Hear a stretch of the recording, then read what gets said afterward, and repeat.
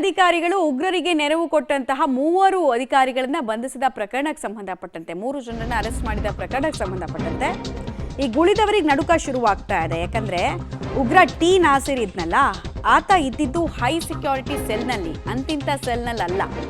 ಅಲ್ಲಿ ವಿಪರೀತ ಭದ್ರತೆ ಇರುತ್ತೆ. ವಿಪರೀತ ಭದ್ರತೆಯನ್ನ ಭೇದಿಸಿ ಆತನ ಕೈಗೆ ಮೊಬೈಲ್ ಇತ್ತು, ಹಣ ಸಪ್ಲೈ ಆಗ್ತಾ ಇತ್ತು, ಬೇಕಾಗಿದ್ದ ಸಪ್ಲೈ ಆಗ್ತಾ ಇತ್ತು ಅಂದಾಗ, ಆತನ ಪಾಲಿಗೆ ಜೈಲು ಅನ್ನೋದು ಅರಮನೆ ಆಗಿತ್ತು ಅಂದಾಗ, ಅದನ್ನ ಭೇದಿಸಿದಾಗ ಪ್ರಶ್ನೆ ಬರುತ್ತಲ್ವಾ, ಯಾರ್ಯಾರ ಕುತ್ತಿಗೆಗೆ ಇದು ಬರುತ್ತೆ ಅನ್ನೋದನ್ನ ನೋಡ್ಬೇಕು ನಾವು. NIA ತನಿಖೆ ವೇಳೆ ಬೇರೆಯವರ ಹೆಸರು ಬರುವಂತಹ ಸಾಧ್ಯತೆ ಇದೆ. ಹೀಗಾಗಿ ನಿಂತಲ್ಲಿ ಕೂತಲ್ಲಿ ಕೆಲವರು ಬೆವರೋಕೆ ಸ್ಟಾರ್ಟ್ ಆಗಿದ್ದಾರೆ ಅನ್ನೋದು ತಿಳಿದು ಬರ್ತಾ ಇದೆ. ಯಾವಾಗ NIA ಅಧಿಕಾರಿಗಳು ನೋಟಿಸ್ ನಮ್ಮ ಮುಖಕ್ಕೆ ಬಂದು ಬಡಿಯುತ್ತೆ, ಯಾವಾಗ ಇನ್ನಷ್ಟು ಮುಜುಗರ ಆಗತ್ತೆ ಅಂತ ನಾಸಿರ್ ದುಡ್ಡನ್ನು ತಿಂದು ತೇಗಿದವರು ಭಯ ಪಟ್ಕೊಂಡು ಓಡಾಡ್ತಾ ಇದ್ದಾರೆ. AC ರೂಮಲ್ಲಿ ಕೂತಿದ್ರು ಕೂಡ ಅವರಿಗೆ ಶಕೆ ಕಿತ್ಕೊಳ್ತಾ ಇದೆ ಅನ್ನೋದು ತಿಳಿದು ಬರ್ತಾ ಇದೆ. ಇಷ್ಟು ಸುಲಭವಾಗಿ ಉಗ್ರ ಸೆಲ್ಗೆ ಹೋಗೋದಕ್ಕೆ ಹೇಗೆ ಸಾಧ್ಯ? ನಾಸಿರ್ ಇದ್ದಂತಹ ವಾರ್ಡನ್ ಅಧಿಕಾರಿ, ಸಿಬ್ಬಂದಿಗಳು ಮಲಗಿದ್ರ, ಈ ಥರದ ಅನೇಕ ಪ್ರಶ್ನೆಗಳು ಬರುತ್ತಲ್ಲ. ಹೀಗಾಗಿ ಅವರೆಲ್ಲರನ್ನೂ ಕೂಡ ವಿಚಾರಣೆಗೆ ಒಳಪಡಿಸುವಂತಹ ಸಾಧ್ಯತೆ ಇದೆ. ಯಾರ್ಯಾರ ಪಾತ್ರ ಏನೇನು ಈಗಾಗಲೇ ASI ಚಾಂದ್ ಪಾಷಾ ಮತ್ತು ಆ ಮನೋವೈದ್ಯ ನಾಗರಾಜ್ ಮತ್ತು ತಾಯಿ ಉನ್ನೀಸಾ ಇವರಿಷ್ಟೂ ಜನರನ್ನ ಕೂಡ ಅರೆಸ್ಟ್ ಮಾಡೋ ಕೆಲಸವನ್ನು ಮಾಡಿದ್ದಾರೆ. ಇನ್ನೊಂದಷ್ಟು ಜನರಿಗೆ ನೋಟಿಸನ್ನು ಕೊಟ್ಟಿದ್ದಾರೆ. ನಿನ್ನೆ ಅಷ್ಟೇ ಸಿಮ್ ಕಾರ್ಡ್ ಅಂಗಡಿ ಇಟ್ಕೊಂಡಿದ್ದಂತಹ ವ್ಯಕ್ತಿಗೂ ಕೂಡ ನೋಟಿಸನ್ನು ಕೊಟ್ಟಿದ್ದಾರೆ. ನೋಡೋಣ, ಜೈಲಿನಲ್ಲಿ LET ಉಗ್ರ ಟಿ ನಾಸಿರ್ಗೆ ನೆರವು ಕೊಟ್ಟ ಪ್ರಕರಣಕ್ಕೆ ಸಂಬಂಧಪಟ್ಟಂತೆ ಬಂಧಿತ 3 ಮೊಬೈಲನ್ನು FSLಗೆ ರವಾನೆ ಮಾಡಲಾಗಿದೆ. ಡೇಟಾ ಎಕ್ಸ್ಟ್ರಾಕ್ಟ್ ಮಾಡಬೇಕು, ರಿಟ್ರೀವ್ ಮಾಡಬೇಕು. ಸಹಜವಾಗಿ ಡಿಲೀಟ್ ಮಾಡಿರ್ತಾರಲ್ವಾ, ಅದನ್ನೆಲ್ಲ ಎಕ್ಸ್ಟ್ರಾಕ್ಟ್ ಮಾಡಿದಾಗ ಇನ್ಫಾರ್ಮೇಷನ್ಸ್ ಇನ್ನಷ್ಟು ಸಿಗ್ತಾ ಹೋಗುತ್ತೆ. ಮನೋವೈದ್ಯ ಡಾಕ್ಟರ್ ನಾಗರಾಜ್, ASI ಚಾಂದ್ ಪಾಷಾ, ಅನೀಸ್ ಫಾತಿಮಾ ಮೊಬೈಲನ್ನು FSLಗೆ ರವಾನಿಸಲಾಗಿದೆ. ಮೊಬೈಲ್ ಫೋನ್ ರಿಟ್ರೀವ್ ಮಾಡಿ ಫುಲ್ ಡೇಟಾವನ್ನು ಸಂಗ್ರಹಿಸಲಾಗಿದೆ. ಸುಮಾರು 3 ವರ್ಷಗಳ ಹಿಂದಿನ ಕರೆಗಳ ವಿವರ, ಚಾಟಿಂಗು, ಮೆಸೇಜ್ ಲಿಸ್ಟು ಎಲ್ಲವನ್ನ ಕೂಡ ಆಚೆ ತೆಗೆಯೋದಕ್ಕೆ ತಯಾರಿಯನ್ನು ಮಾಡಿಕೊಳ್ತಾ ಇದ್ದಾರೆ. ಜೈಲಿನಿಂದ ಮಾಹಿತಿಗಳು ಹೊರಗೆ ಸೋರಿಕೆ ಆಗಿರುವಂತಹ ಶಂಕೆ ಕೂಡ ಇದೆ. 3 ಆರೋಪಿಗಳ ಮೊಬೈಲನ್ನು NIA ಅಧಿಕಾರಿಗಳು ಜಾಲ ಆಡ್ತಾ ಇದ್ದಾರೆ.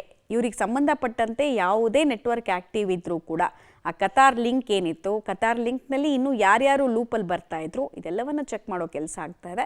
ಫಂಡಿಂಗ್ ಇಂಪಾರ್ಟೆಂಟ್ಲಿ ಕೆಲಸ ಆಗ್ತಾ ಇದೆ. ಯಾರು ಇವ್ರಿಗೆ ಯಥೇಚ್ಛವಾಗಿ ದುಡ್ಡು ಕೊಡ್ತಾ ಇದ್ರು, ನೆಟ್ವರ್ಕನ್ನು ಜೀವಂತವಾಗಿಡೋದಕ್ಕೆ, ಆಕ್ಟಿವೇಶನಲ್ಲೇ ಇಡೋದಕ್ಕೆ ಯಾರು ಸಹಾಯ ಮಾಡ್ತಾ ಇದ್ರು ಅನ್ನೋದೆಲ್ಲ ಆಚೆ ಬರ್ಲಿಕ್ಕೆ ಇದೆ.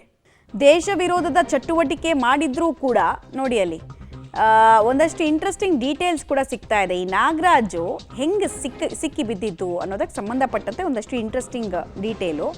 ಉಗ್ರ ನಾಸಿರ್ಗೆ ಕೌನ್ಸಿಲಿಂಗ್ ಮಾಡೋ ಸಂದರ್ಭದಲ್ಲಿ ಕೌನ್ಸಿಲಿಂಗ್ ಮಾಡೋದಕ್ಕೆ ಹೋದಂತಹ ಮನೋವೈದ್ಯನನ್ನೇ ಆ ಉಗ್ರ ಬ್ರೈನ್ ವಾಶ್ ಮಾಡೋದು ಗೊತ್ತಾಗ್ತಾ ಇದೆ. ಬ್ರೈನ್ ವಾಶ್ ಮಾಡಿ, ಅತ್ತು ಕರೆದು, ನಾಟಕ ಆಡಿ, ಸಿಂಪತಿ ಕಾರ್ಡನ್ನು ಪ್ಲೇ ಮಾಡಿ, ನನ್ನ ತಾಯಿ ಭಾಳ ನೆನಪಾಗ್ತಿದ್ದಾರೆ, ಕರೆ ಮಾಡಬೇಕು, ಫೋನ್ ಕೊಡಿ ಅಂತ ಕೇಳೋ ಲೆವೆಲ್ಗೆ ಇಬ್ಬರ ನಡುವೆ, ಉಗ್ರ ಮತ್ತು ಮನೋವೈದ್ಯನ ನಡುವೆ ಕ್ಲೋಸ್ನೆಸ್ ಬಂದಿದೆಯಂತೆ. ತಾಯಿಗೆ ಕರೆ ಮಾಡಬೇಕು ಅಂತ ಕಣ್ಣೀರು ಹಾಕಿದ್ನಂತೆ ನಾಸಿರ್ಗೆ ತನ್ನದೇ ಮೊಬೈಲನ್ನು ಡಾಕ್ಟರ್ ನಾಗರಾಜ್ ಕೊಡ್ತಾನೆ.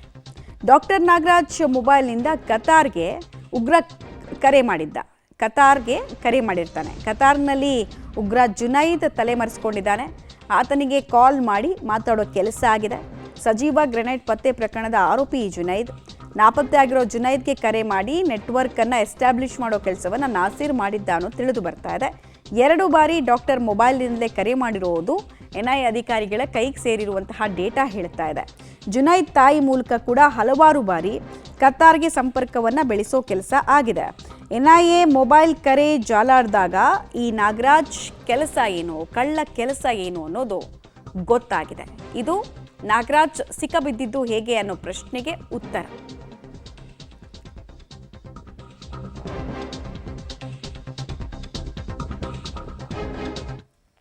ಈಗಾಗಲೇ ನಾವು ಹೇಳ್ತಾ ಇದ್ವಿ ನಿಮಗೆ ಪಬ್ಲಿಕ್ ಟಿವಿಯಲ್ಲಿ ಈ ಕುರಿತಂತೆ ಎಕ್ಸ್ಕ್ಲೂಸಿವ್ ಡೀಟೇಲ್ಸು. ಆಮೇಲೆ ಇದು ಥೇಟ್ ಈ ವೆಬ್ ಸೀರೀಸ್ ಥರನೇ, ಈ Family Man web series part 2ನಲ್ಲಿ ನೀವು ನೋಡಿದ್ರೆ ಹೇಗೆ ಆ ಉಗ್ರ ನರ್ಸ್ಗಳ ಬ್ರೈನ್ ವಾಶ್ ಮಾಡ್ತಾ ಇದ್ದ, ಹಾಗೆ ಈ ಕೌನ್ಸಿಲಿಂಗ್ಗೆ ಬಂದಂತಹ ವ್ಯಕ್ತಿಗಳನ್ನೇ ಬ್ರೈನ್ ವಾಶ್ ಮಾಡುವಲ್ಲಿ ನಾಸಿರ್ ಯಶಸ್ವಿ ಆಗಿದ್ದ ಅನ್ನೋದು ತಿಳಿದು ಬರ್ತಾ ಇದೆ. ತಾಯಿ ಕಾರ್ಡನ್ನು ಪ್ಲೇ ಮಾಡಿಕೊಂಡು, ತಾಯಿ ನೆನಪಾಗ್ತಿದ್ದಾರೆ ಅಂತ ನಾಟಕ ಎಲ್ಲ ಮಾಡಿಕೊಂಡು ಮಾಡಿದ್ನಂತೆ. ಉತ್ತರ ಕನ್ನಡ ಜಿಲ್ಲೆ ರಾಜ್ಯದ ಅತಿ ಸೂಕ್ಷ್ಮ ಜಿಲ್ಲೆ. ಯಾಕಂದರೆ ಈ ಹಿಂದೆ ಇಡೀ ದೇಶಕ್ಕೆ ಬೇಕಾದಂತಹ ಮೋಸ್ಟ್ ವಾಂಟೆಡ್ ಟೆರರಿಸ್ಟ್ಗಳು ಟ್ರೈನ್ ಆಗಿದ್ದು ಇದೇ ಉತ್ತರ ಕನ್ನಡದ ಭಟ್ಕಳದಲ್ಲಿ ಅನ್ನೋದು ಎಲ್ರಿಗೂ ಗೊತ್ತಿರುವಂತಹ ಸಂಗತಿ. ಈಗ ಈ 3 ಜನರನ್ನ ಅರೆಸ್ಟ್ ಮಾಡ್ತಾ ಇದ್ದ ಹಾಗೆ ವಿಧ್ವಂಸಕ ಕೃತ್ಯಗಳಿಗೆ ಸಂಬಂಧಪಟ್ಟಂತೆ ಏನಾದರೂ ಸಾಧ್ಯತೆಗಳಿರಬಹುದಾ ಅನ್ನೋದನ್ನ ನೋಡೋ ನಿಟ್ಟಿನಲ್ಲಿ, ಕಾನೂನು ಸುವ್ಯವಸ್ಥೆ ಕಾಪಾಡೋ ನಿಟ್ಟಿನಲ್ಲಿ ಜಿಲ್ಲಾಡಳಿತ ಬಿಗಿ ಕ್ರಮಗಳನ್ನು ಕೈಗೊಳ್ಳುತ್ತಾ ಇದೆ.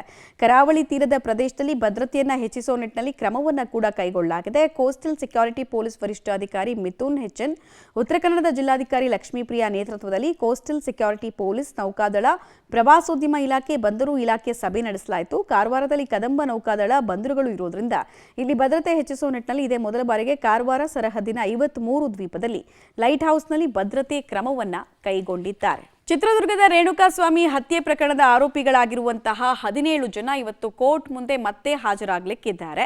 17 ಆರೋಪಿಗಳು ಕೂಡ ಹಾಜರಾಗ್ತಾರೆ. ಡೆವಿಲ್ ಚಿತ್ರದ ಚಿತ್ರೀಕರಣದ ಹಿನ್ನೆಲೆಯಲ್ಲಿ ದರ್ಶನ್ 11ನೇ ತಾರೀಕಿನಿಂದ ಥೈಲ್ಯಾಂಡ್ಗೆ ಪ್ರಯಾಣವನ್ನು ಬೆಳೆಸಬೇಕಾಗಿದೆ. ಜುಲೈ 11ರಿಂದ 30ರ ತನಕ ಚಲನಚಿತ್ರದ ಚಿತ್ರೀಕರಣ ಇದೆ. ಹೀಗಾಗಿ ಕೋರ್ಟ್ನ ಅನುಮತಿಯನ್ನ ಈಗಾಗಲೇ ಅವರು ಪಡ್ಕೊಂಡಿದ್ದಾರೆ. ಥೈಲ್ಯಾಂಡ್ಗೆ ಹೋಗೋಕ್ಕೂ ಮುಂಚೆ ಕೋರ್ಟ್ಗೆ ಹಾಜರಾಗ್ತಾ ಇದ್ದಾರೆ. ಪ್ರಕರಣದಲ್ಲಿ ಡಿಸ್ಚಾರ್ಜ್ ಅಪ್ಲಿಕೇಶನ್ ಹಾಕೋದಕ್ಕೆ ದರ್ಶನ್ ಪರ ವಕೀಲರು ಅರ್ಜಿ ಸಲ್ಲಿಕೆ ಮಾಡುವಂತಹ ಸಾಧ್ಯತೆ ಇದೆ ಅಂತ ಹೇಳಲಾಗ್ತಾ ಇದೆ. ಈಗ ಚಾರ್ಜ್ ಫ್ರೇಮ್ನ ಪ್ರಕ್ರಿಯೆಗಳು ನಡೀತಾ ಇದೆ. ಟ್ರಯಲ್ಗೂ ಮುಂಚೆ ಚಾರ್ಜ್ ಫ್ರೇಮ್ ಪ್ರಕ್ರಿಯೆ ಆಗುತ್ತೆ. ಆ ಪ್ರಕ್ರಿಯೆಯ ಭಾಗವಾಗಿ ಇವತ್ತೆಲ್ಲ 17 ಜನ ಆರೋಪಿಗಳು ಹಾಜರಾಗ್ತಾ ಇದ್ದಾರೆ.